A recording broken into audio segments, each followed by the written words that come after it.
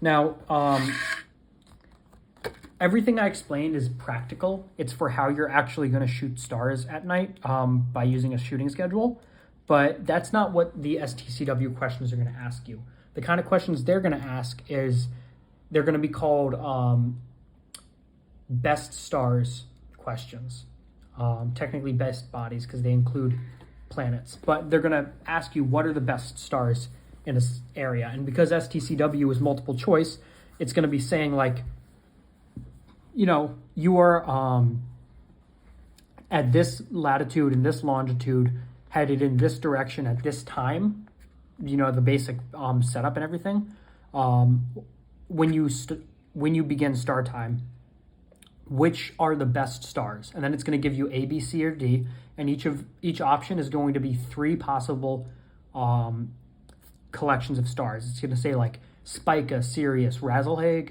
It's going to say B might be like Vega, Saturn, because a planet could be an option too, and Antares, and then it'll so on and so forth, where it'll give you collections of 3 bodies in the sky, and it's going to say which of these are going to give you the best fix. That intimidates people because it's kind of a confusing question. Ultimately, all they're asking is which of those stars are possible. Can you actually measure? Would you be able to get a line of position off of them? And which of set of 3 give you a good lineup of about 60 degrees apart? So if we set it up, if you were given a problem and it said that, you took all the first initial steps where you picked your correct hemisphere, you picked your correct latitude, and you chose the correct side of the latitude, so we'll say north here.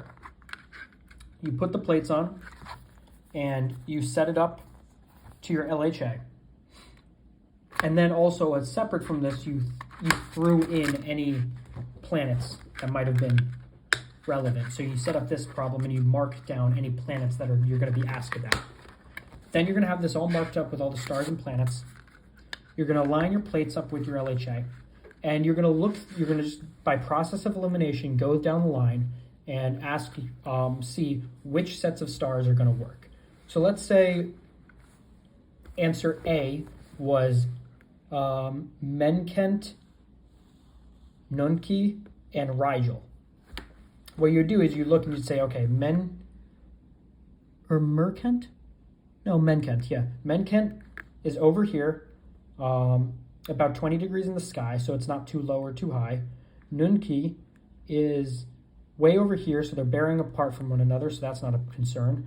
Nunki's kind of low, but it's not below 10 degrees, so that's okay. Rigel is all the way over here, so Rigel's not visible. That means that A is not an option. Let's say B was Alphard, Vega, and Razzlehague.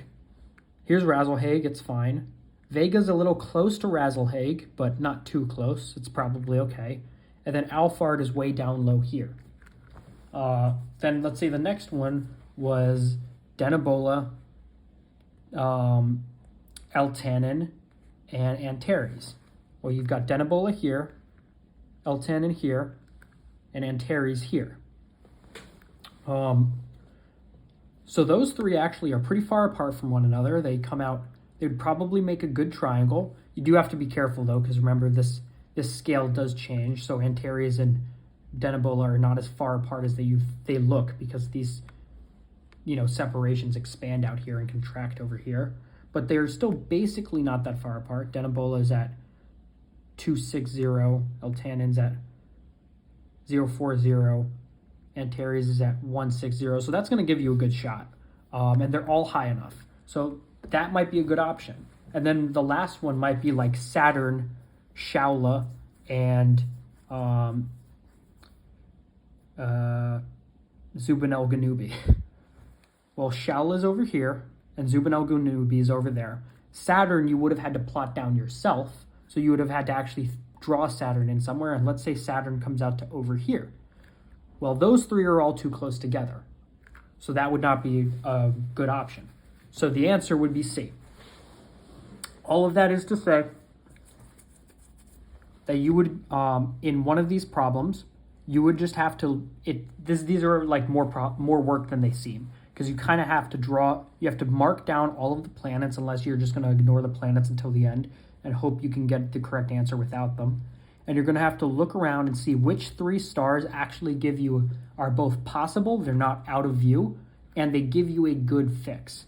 And that will be the 3 that you choose. Lastly, I want to make a quick note on Pub 249, the air reduction table. I don't want to make another video about it because the video would be like 1 minute long.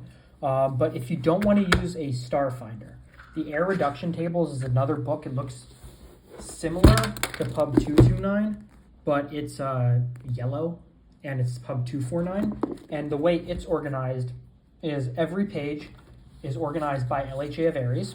And then at each latitude and longitude, it will show you a list of stars that are that will be described as the best stars and what their bearings or heights are. So you can make a star schedule off of 249, in my opinion, just as easily as you could or more easily than you could using a star finder, but they only give you, I think, up to like the 6 best stars. And they're just listed out, written for you, as opposed to doing all of this with it. So if you prefer that, go with that. But they're never going to ask you a question about 249. They're going to ask you a question about star finders.